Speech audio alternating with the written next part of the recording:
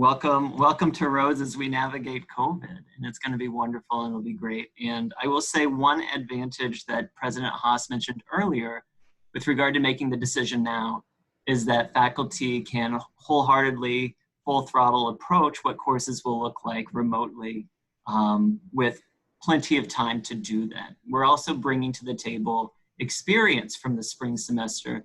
And some of us have actually been teaching courses over the summer. And so I'm one of those individuals. I'm currently teaching the course right now. And I think before kind of turning more directly to what this may look like, I think we will all have to remind ourselves that Rhodes has a shared set of values and morals that lead us and guide us in our academic explorations. And so kind of to see how that manifests, even today, teaching a course on Zoom, some of the students were responding and reacting to going remote, and we're also kind of championing the features of Zoom. And so what's happening as we're talking in class is we have this ongoing conversation in the chat as well. And all of the things that are occurring in our discussions and in our seminars are happening in Zoom, right? And that's a reflection of Rhodes and what we value and what we do. And so I'm talking about how we use technology in the classroom. This is a course on education technologies, actually. Oh. And we were talking about an assessment tool and how we use that to evaluate what we're doing in the classroom.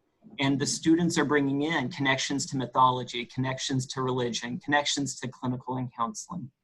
And so all of the things that drive what we do at Rhodes are still present on Zoom.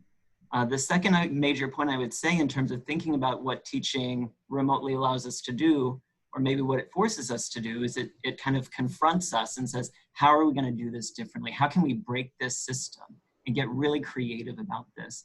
And what technology also allows for in these moments is more differentiated learning, deeper learning, more creative learning. And so at least on my end, what that looks like from top to bottom, my 100 level course all the way through my 400 level course, is that we can do much more individuated projects and much more one-on-one work as we go deeper with a different use of class time. And so you can have more freedom within my spaces to explore those topics of really, really, really critical interest to you and think more intimately about the intersections of psychology and mythology, psychology and English, psychology and Africana studies.